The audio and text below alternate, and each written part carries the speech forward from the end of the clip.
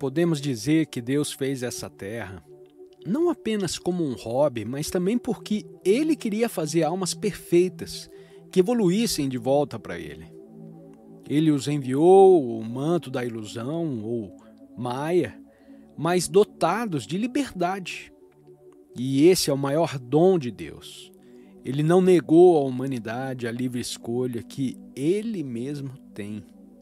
Ele deu ao homem a liberdade de ser bom ou mal, de fazer exatamente o que lhe agrada, até mesmo de negar a Deus. Tanto o bem quanto o mal existem, mas ninguém o obriga a ser mal, a menos que você escolha praticar o mal. E ninguém pode obrigá-lo a ser bom, ao menos que você queira ser bom. Deus nos criou com a capacidade de exercer seus dons de inteligência e livre escolha, pelos quais podemos escolher voltar para Ele. Deus certamente pretende nos levar de volta quando estivermos prontos para partir. Somos como o filho pródigo bíblico, e Deus está continuamente nos chamando para voltarmos para casa. O ideal de toda a vida humana deve ser bom, ser feliz e encontrar Deus. Você nunca será feliz a menos que encontre Deus. É por isso que Jesus disse: buscai primeiro o reino dos céus. Esse é o propósito de nossa existência, que nos esforcemos para nos tornar bons, para nos tornarmos perfeitos e usar o nosso livre-arbítrio para escolher o bem em vez do mal. Deus nos deu todo o poder de que precisamos para fazer isso. A mente é como um elástico. Quanto mais você puxa, mais ele estica. O elástico da mente nunca se romperá. Toda vez que sentir limitações, feche os olhos e diga a si mesmo: eu sou o infinito. E verá que poder você tem. Nenhuma alegria dos sentidos, nenhuma alegria de posse pode igualar a alegria de Deus. Embora Ele tivesse tudo de eternidade a eternidade, Ele começou a pensar: eu sou o Todo-Poderoso e a própria alegria, mas não há ninguém mais para desfrutar de mim. E Ele pensou ao começar a criar: farei as almas à minha imagem e as vestirei como seres humanos, com livre escolha, para ver se buscarão os meus dons materiais e as tentações do dinheiro, vinho e sexo, ou se eles buscarão a alegria 1.000.000 de vezes mais inebriante de minha consciência. O ponto que mais me dá satisfação é que Deus é muito justo e imparcial. Ele deu liberdade ao homem para aceitar o seu amor e viver em sua alegria, ou para deixá-lo de lado e viver na ilusão, na ignorância dele. Embora todas as coisas criadas pertençam a Deus, há uma coisa que Deus não possui: o nosso amor. Quando Ele nos criou, Ele tinha algo a alcançar, e esse é o nosso amor. Podemos reter esse amor ou dá-lo a Ele, e Ele esperará infinitamente até que estejamos prontos para oferecer o nosso amor a Ele. Quando o fazemos, quando o filho pródigo volta para casa, o bezerro cevado da sabedoria é morto e há muita alegria. Quando uma alma retorna a Deus, na verdade há regozijo entre todos os santos no céu. Esse é o significado da parábola do filho pródigo contada por Jesus. Há muito mais na vida do que você pensa. Visto que tudo o que é terreno parece tão real, quanto mais deve ser a realidade que cria essa realidade real? Mas a realidade real faz você esquecer o que realmente é real. Deus quer que você se lembre de que não se importaria se essa terra fosse como um filme. Mesmo que os ossos quebradiços do corpo se quebrassem, você diria: bem, olhe só para esses ossos quebrados, e não sentiria nenhuma perturbação ou sofrimento. Você pode dizer isso quando estiver ancorado na consciência divina. Você zombará de seus hábitos e se divertirá intensamente com as suas características distintas, pois da varanda da introspecção você se vê atuando no filme da vida. Eu faço isso o tempo todo. Quando você sabe que esse mundo é a brincadeira de Deus, a sua peça, então você não fica perturbado com os contrastes nesse drama do bem e do mal. Em um sonho você pode ver pessoas ricas, pessoas pobres, pessoas fortes, alguém gemendo com uma doença, alguém morrendo, alguém nascendo. Mas quando você acorda, percebe que foi apenas um sonho.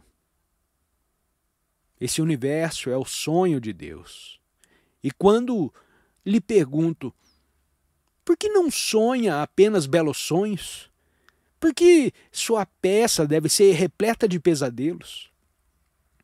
Ele responde, você deve ser capaz de apreciar o drama cósmico, de ver tanto os pesadelos quanto as belas experiências pelo que são, sonhos. Apenas sonhos. Mas se você sonha apenas com belos sonhos, você se afogará nessa beleza e nunca mais irá querer acordar. Essa é a resposta. Portanto, você não deve se assustar quando os seus pesadelos vierem, mas diga: Senhor, é um sonho passageiro. Isso não tem realidade. E quando estiver sorrindo com saúde e felicidade, você também pode dizer: Senhor, esse é um lindo sonho, mas faça o que quiser com meus sonhos de vida.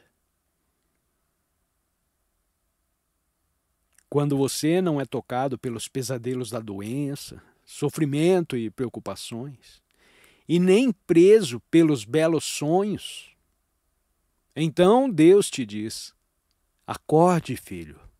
Volte para casa. Portanto,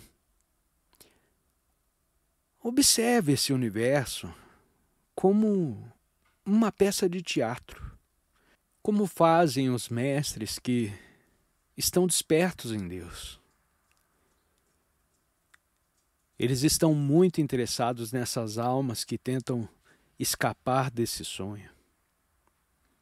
Deus quer que todos saiam desse pesadelo e assistam a esse filme cósmico como um entretenimento. Ele quer que você saiba que você é um com Ele. E é por isso que, de tempos em tempos, Ele envia almas realizadas em Deus à Terra para ajudar a humanidade. Quando as pessoas ficam muito grogues com os pesadelos, essas almas vêm nos acordar, nos sacudir e dizer: ei, o que há com você? Você está sonhando.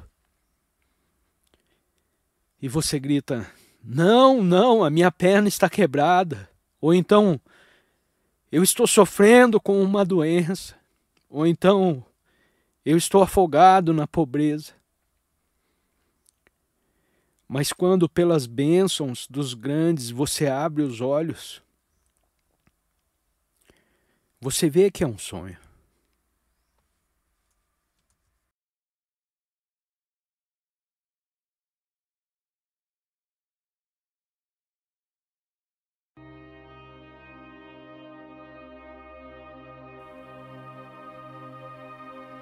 Quando menino, costumava sonhar com um tigre que estava atrás de mim. Eu gritava que o tigre tinha pegado minha perna. Mamãe vinha e me tirava do sonho e dizia: "Veja, não há nada de errado, não há tigre, sua perna está bem." Como resultado daquele sonho de infância, tive a primeira experiência maravilhosa que Deus me deu. A última vez que tive esse sonho, eu disse: "Esse é um velho truque. Não há nenhum tigre atrás da minha perna." E eu rapidamente pulei para fora do sonho. Foi embora e nunca mais voltou. A partir de então, fiquei atento, mesmo nos sonhos, para separar o irreal do real. Santos são aqueles que estão meio acordados e meio sonhando. De um lado, acordados em Deus, e do outro, sonhando o sonho da encarnação. Mas eles poderiam sair rapidamente desse sonho. Quando meu corpo sente algum ferimento ou dor, concentro meus olhos e minha mente aqui no Kutasha, ou o centro da consciência crística, entre as sobrancelhas, e então não sinto dor. E daqui a pouco nem vejo e nem sinto o corpo. Então lembre-se, Deus está sonhando nesse mundo. E se estivermos em sintonia com Ele, viveremos uma vida divinamente embriagada e nada nos perturbará. Assistiremos a essa imagem cósmica como assistimos a filmes em uma sala de cinema, sem nos machucarmos. Deus nos criou para que possamos sonhar como Ele, desfrutando desse sonho e de todas as suas experiências contrastantes, como um entretenimento, sem sermos afetados por Ele, absorvidos em sua alegria eterna. Todos os caminhos são para Deus, porque em última análise, não há outro lugar para a alma ir. Tudo saiu de Deus e deve voltar para Ele. Mesmo no mal, o homem busca a felicidade. A felicidade mundana, inevitavelmente, leva à desilusão. Mas aqueles que continuam buscando, jogando fora um após o outro os brilhantes cacos de vidro dos prazeres do mundo, finalmente encontrarão o diamante da verdadeira felicidade em Deus. A satisfação nunca virá de nada menos do que Deus. Uma vez que os vários caminhos da vida o levam a Deus, eventualmente no curso definido da evolução. Se você tiver autocontrole e levar uma vida normal e racional e tentar buscar a verdadeira felicidade, tudo bem continuar nesse caminho mediano, mas pode levar muitas encarnações. E é melhor fazer um esforço consciencioso para acelerar a sua obtenção de Deus. Os santos e os ascetas não iriam para todo o trabalho árduo que fazem, a menos que encontrassem inspiração nisso. A inspiração da alegria. Sem atração pelo mundo sensorial, o yoga experimenta a sempre nova alegria inerente ao self, engajado na união divina da alma com o espírito. Ele alcança a bem-aventurança indestrutível. A maioria das pessoas não é despertada para o fato de que o próprio Deus é o que elas realmente desejam, primeiro e último. Pão os homens do mundo buscam, mas buscai primeiro o reino de Deus. Pão significa os prazeres e desejos pelas coisas da terra, pelas quais as pessoas oram. Mas vocês que são sábios, busquem primeiro a Deus e todas as outras coisas virão para vocês. Você ficará surpreso ao ver como, por meio da oração constante, a sua vida mudará. Não a oração de um mendigo, mas o pedido amoroso de uma criança a seu Pai Celestial. Deus, sendo o seu Pai, não está preso à consciência da gratuidade e da piedade que motiva o esmoleiro. Você tem um direito divino herdado de Deus de exigir dele. E ele responderá a você porque você pertence a ele. Se você o invocar constantemente, ele não poderá escapar da rede de sua devoção. Se você orar até que o éter ferva com a luz de sua oração, então você encontrará Deus. Mas se enquanto você está orando para que Deus venha, você está pensando em outra coisa, isso é, em querer Deus porque você quer algo dele, você não o encontrará. Seu propósito de buscar a Deus deve ser direto e seus esforços intensificados pelo senso de necessidade de Deus que você desperta em si mesmo.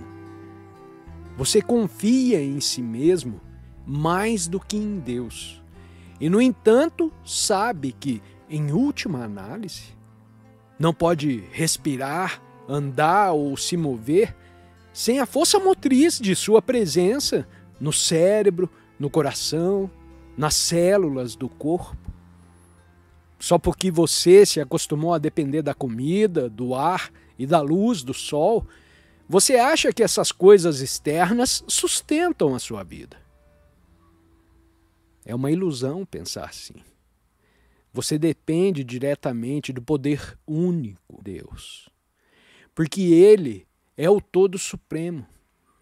A superstição religiosa ensinou as pessoas a terem medo de Deus. E esse não é o relacionamento que você deseja com seu Pai Celestial. Eu não dou a você o evangelho do inferno de fogo e enxofre. Eu quero ensinar a você que Deus é seu mais querido, mais do que querido, mais próximo do que o mais próximo, mais amoroso do que todas as coisas que amamos. Se você pudesse tratá-lo dessa maneira, se você apenas levantasse uma mão, ele deixaria cair as duas mãos para levantá-lo. Se você estiver buscando incessantemente a mão do Espírito, ele virá sem falta. Deus me fez passar pelas maiores provações, mas sempre que eu sentia que ele havia partido, ele vinha com tremores violentos para me libertar de minhas críticas contra ele. Muitas vezes fazemos beicinho, mas nunca deixamos de duvidar. E quando fazemos beicinho, deve ser tão forte que a mãe tem que vir cuidar de nós. Claro, não faço mais beicinho pelas minhas necessidades, mas pelas da organização. Deus não vai me dizer até o último minuto que Ele está vindo em meu auxílio, mas Ele vem sem falta. Acho que Ele está sempre comigo. Ele nunca falhou comigo. Se tem essa confiança e se o ama mais, sentirá que Ele sempre te amou e que fosse você que não o procuraste. É por isso que você pensou que Ele estava fora. Ele nunca é indiferente a nós. Nós somos indiferentes a Ele. Deus está compassivamente ciente de que Ele nos enviou aqui nesse mundo problemático. E se Ele cuida dos pardais que são vendidos por centavos, quanto mais Ele cuida de nós. Só Ele quer ter certeza do nosso amor. Então Ele brinca de esconde-esconde conosco. Deus tem um complexo de inferioridade. Ele não tem certeza se o devoto realmente o deseja ou algo mais. Costumo dizer a ele: Senhor, se eles soubessem o quão maravilhoso você é, eles iriam procurá-lo. Mas você se mantém escondido nas flores e nas nuvens e no éter. No entanto, quando você olha para a beleza e as maravilhas da natureza, como você pode duvidar de Deus? Ele trabalha em tudo. Suas ferramentas são a vida e a inteligência. Assim como os navios no mar podem ser controlados pelo rádio, também somos controlados pelo poder e inteligência de Deus transmitidos pelo rádio. Sem seu feixe de vida, estamos mortos. Por que não buscar aquele poder que é a fonte de nosso ser? Por que não buscar o doador em vez dos presentes? É aí que reside a verdadeira liberdade. Ele está trabalhando dentro de suas células cerebrais e de seus pensamentos. E se você pudesse contatá-lo interiormente, você encontraria um amigo que é infalível, um amante que nunca mente. É somente Deus que está perseguindo você com seu amor e que está procurando você dentro de você. Se você o buscasse de bom grado, se você o perseguisse interiormente, você o encontraria. É apenas o mau uso do seu livre-arbítrio e a resistência do seu karma, os efeitos de ações erradas passadas, que impedem a aceleração dos seus passos em direção à meta divina.